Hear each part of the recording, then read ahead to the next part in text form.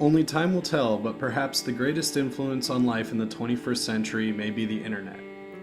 In addition to being the greatest repository of information in human history, it provides perhaps the most multifaceted and efficient modes of communication we've ever seen. The internet's influence is pervasive, altering nations as governments attempt to transform their societies to exploit the internet's educational potential through public policy.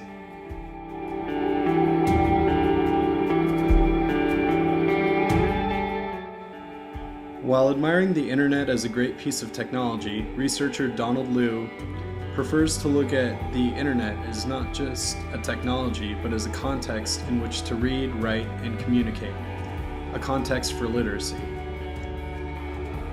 Leu acknowledges the power of the internet in that no previous technology for literacy has permitted the immediate dissemination of even newer technologies of literacy to every person by connecting it to a single link on a screen before.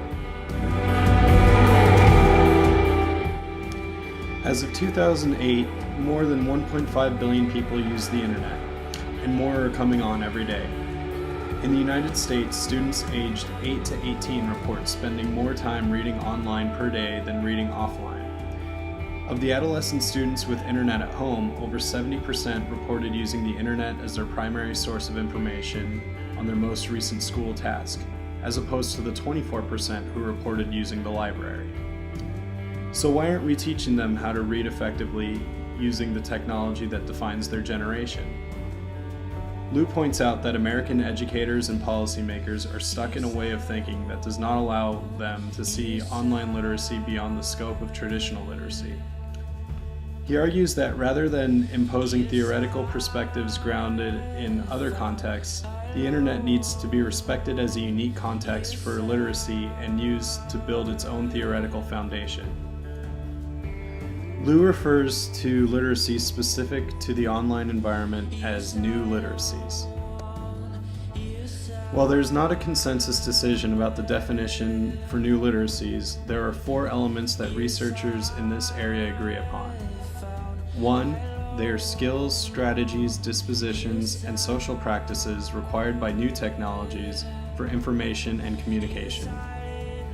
For example, locating information online requires skills, like developing a search strategy, reading and evaluating search engine results, reading web pages to find the best links for information, and communicating the information one finds. These skills are not intuitive and only come with instruction and practice.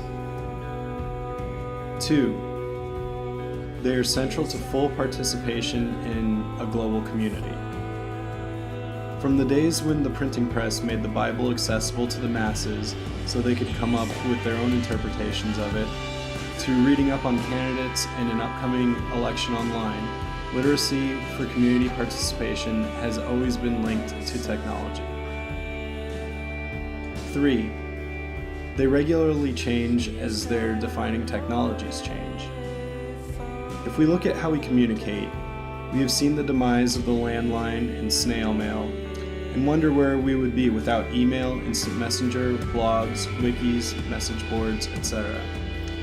With each iteration, we have to develop new literacies. 4. They are multifaceted, and our understanding of them benefits from multiple points of view. It's impossible for any person to be fully literate in every technology of literacy available on the internet. For this reason, we have to learn from each other in order to determine which technologies of literacy best suit our purposes and what it takes to use them. Some people view literacy as the ability to phonetically decipher symbols on a page. However, Dr. Leu would argue that literacy is about comprehension of a message, and to be able to interact with that message and make meaning of it. As the medium changes, so too does the message. The process of comprehension and decoding and response. While some call for more research on the efficacy of technology and learning, Dr. Leu points out that technology is here to stay. If anything, it's going to get more advanced. The sooner educators and policymakers get on board with new literacy, the less steep the curve will be for our students as they enter the workplace. Like offline reading comprehension, online reading comprehension aims for the same goals. 1. Reading to identify important questions. 2. Reading to locate information. 3. Reading to evaluate information critically. 4. Reading to synthesize information. 5. Reading and writing to communicate information. The major differences are that 1.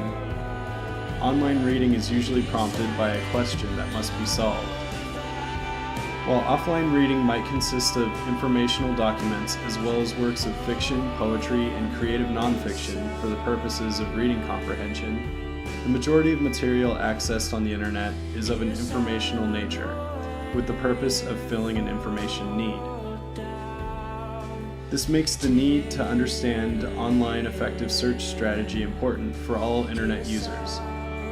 In observation, Leu witnessed most 7th grade students using a click and look strategy involving Googling a keyword and using a website's visual appearance as an indicator of whether or not it would meet their needs.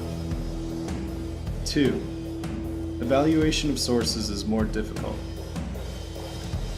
In the school setting, students can take for granted the fact that the textbook that they are using is a good source. Otherwise, why would it be used to teach the class? Because of the public nature of the internet, students must be taught that not every source on the internet is reliable. In Leu's research, most 7th graders believed that the Save the Pacific Northwest Tree Octopus website was reliable, despite claiming to know that they can't believe every website they come across. Sadly, most adults lack these skills as well. 3. Synthesis of information is unique to every reader.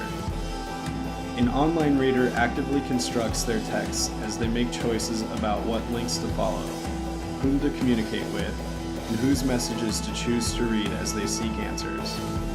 No two readers construct the same physical texts online, even if they're seeking to solve the same problem. This happens offline as well, but not to the same extent and speed. Because of this phenomenon, prior knowledge plays a lesser role in online reading comprehension as the reader makes up that gap quickly in their text construction. 4. Other unique elements. Sound and images in online environments can enhance reading comprehension, giving meaning to the text. But like other new literacies, interpretation of sound and images need to be taught as they require different attention than text. A very important insight Leu gained during his work on new literacy with the 7th graders was that he found that there's no correlation between strength or weakness in online and offline reading skills. Some strong offline readers were weak online readers, and vice versa. With this information available, why is it that schools have yet to change how they approach literacy?